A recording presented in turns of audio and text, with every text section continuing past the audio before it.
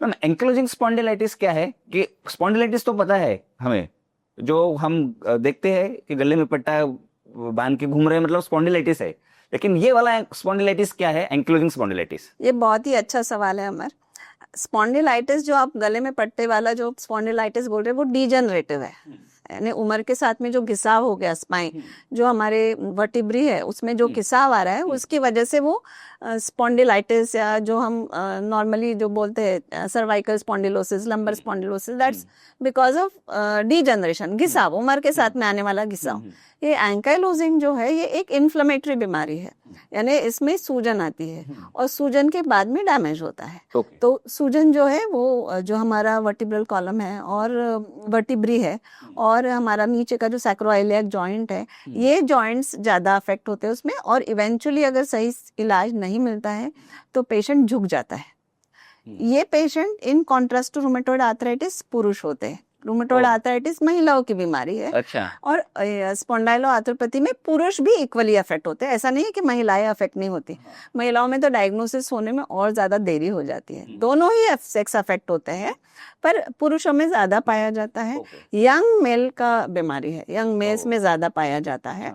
कभी कभी बहुत एग्रेसिव होता है, पेशेंट बेड बाउंड हो जाता है, और क्योंकि सही डायग्नोसिस। तो ये जो हमारी स्टडीज हुई वेरियस, उसमें दिखा कि all over the world around 5 to 7 years का डिले है इसके डायग्नोसिस में, 5 to 7 ईयर्स का।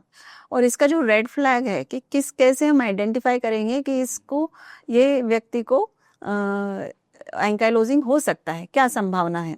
तो ये अगर कोई आपके पास में कमर का दर्द या पीठ का दर्द लेकर आ रहा है और वो बोल रहे हैं कि सुबह में वो बहुत स्टिफ है, सुबह उठने के बाद बहुत स्टिफ है, तो ये इसको इन्फ्लेमेटरी बैक पेन कहते हैं, back is stiff in the morning, तो ये है। तो इसका मतलब है कि ये एंकाइलोजिंग हो सकता है। हमें पेशेंट के इन्फ्लेमेटरी मार्कर्स और उस तरह के इन्वेस्टिगेशंस करने चाहिए। दूसरा चीज़ है, अगर कोई कह रहा है कि दिन भर तो मैं बढ़िया हूँ, सुबह में बढ़िया उठ जाता हूँ, पर जैसे मैं काम करने लगता हूँ तो बाद में मुझे दर्द होता है, तो ये होगा आपका सर्वाइकल या लंबर स्पॉन्डिलोसिस, यानी डीजनरेशन से होने जिसमें वो पट्टा लगाते हैं। यस। तो अगर काम के बाद जो बढ़ता है वो डीजनरेटिव है, और आराम के बाद जो बढ़ता है वो इन्फ्लेमेटरी। It's that simple. तो कभी भी ध्यान रखिए कि अगर आप आराम कर रहे हैं, बहुत समय बैठे और आप स्टिफ हो रहे, एक जगह लेट गए हैं और स्टिफ हो रहे, तो इट इज इन्फ्लेमेटरी। तो ये एंकाइलोजिंग वाला जो स्पेक्ट्रम है वो हो सकता है। अच्छा मैम, अभी दो सवाल है, इसके रीजन क्या है, क्या क्यों होता है एएस, और इसका डायग्नोसिस हम कैसे करते हैं?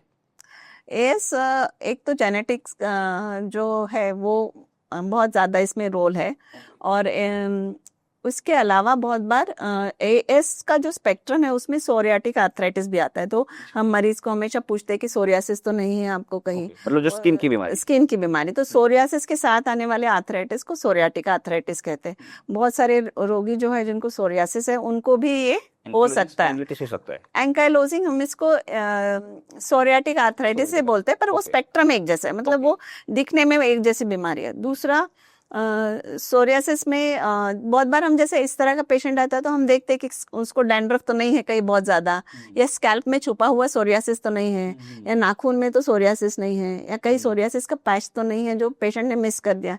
खुद पेशेंट नहीं बताते कि वो स्किन के डॉक्टर के पास में गए, तो हम पूछते हैं कि आप डर्मेटोलॉजिस्ट से कोई ट्रीटमेंट चल रहा है क्या आपका, और वैसे हम ढूंढने की कोशिश करते हैं। बहुत बार यही बीमारी पेट की बीमारी के साथ आती है, जैसे अल्सरेटिव कोलाइटिस या क्रॉन्स डिसीज, उसके साथ में भी ये एंकाइलोजिंग स्पॉन्डिलाइटिस का जो स्पेक्ट्रम वाली बीमारी है वो आती है।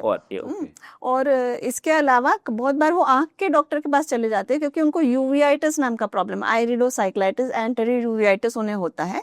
आंख लाल हो जाना, एक ही आंख, और आंख में दर्द होना, और फिर वो आंख से दिखने में मुश्किल या फोटोफोबिया हो रहा है, और फिर वो उनका अटैक निकल गया, फिर बाद में थोड़े दिन बाद वो ठीक हो जाते हैं दवाइयाँ लेकर ऑफ्थेल्मोलॉजिस्ट की, पर उसका अंडरलाइंग कॉज है एंकाइलोजिंग लाइक डिसीज। अभी आपने एक स्पेक्ट्रम वर्ड यूज किया, उसमें कौन सी बीमारी आती है वो एक बार बताना चाहेंगे? तो उसमें स्पेक्ट्रम है स्पॉन्डिलोआर्थराइटिस, ये स्पेक्ट्रम स्पॉन्डाइलोआर्थराइटिस का जो स्पेक्ट्रम है, Spectrum. स्पॉन्डाइलोआर्थ्रोपैथी बोलते हैं हम इसको, ओके, है हाँ। ना?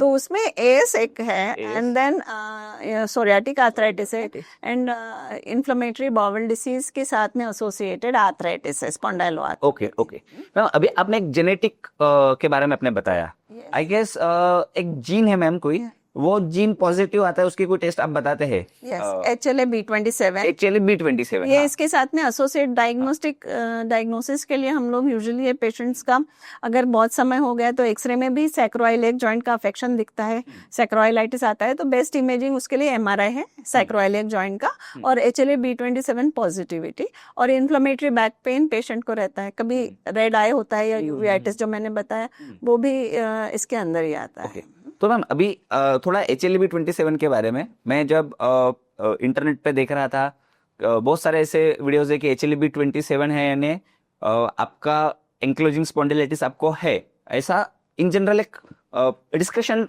पेशेंट्स का चलता है। मुझे एक फैक्ट्स जानना है कि क्या HLA-B27 मतलब एंक्लोजिंग स्पॉन्डिलाइटिस? नहीं, ऐसा बिल्कुल ही नहीं है। HLA-B27 positivity is not equal to ankylosing spondylosis. Patient को अगर सिम्टम्स है, साइंस है, और पेशेंट को उसके साथ में अगर MRI फाइंडिंग्स है और HLA-B27 पॉजिटिव है, ये सब चीजें जब जुड़ जाती है, सब मिल के फिर हम पेशेंट को एज अ होल देखते हैं। Okay. किसी को HLA-B27 पॉजिटिव है पर कभी कुछ हुआ ही नहीं, तो वो दैट इज, या ऐसा भी होता है। कभी पेशेंट का ऐसा भी होता है कि जो रिएक्टिव आर्थराइटिस है कि वन सिंगल एपिसोड आया, वो निकल गया 2-3 महीने बाद, फिर उसको 10 साल कुछ भी नहीं हुआ। अभी कल परसों ही मैंने मरीज देखा, तो 2017 में मैंने देखा था, तभी उन्हें 2-3 महीने वो तकलीफ रही, फिर निकल गई, अभी फिर से आ गई। तो ऐसा नहीं है कि सभी पेशेंट्स को 10 on 10 मार्क्स है, इट्स अ स्पेक्ट्रम। तो 1 में से 10 कहीं भी आपका नंबर हो सकता है। जो बहुत सीवियर बीमारी है उसको 10 में से 10 मार्क है, कम बीमारी है उसको 10 में से 2 मार्क है, उससे थोड़ी ज्यादा है तो 10 में से 5 मार्क है।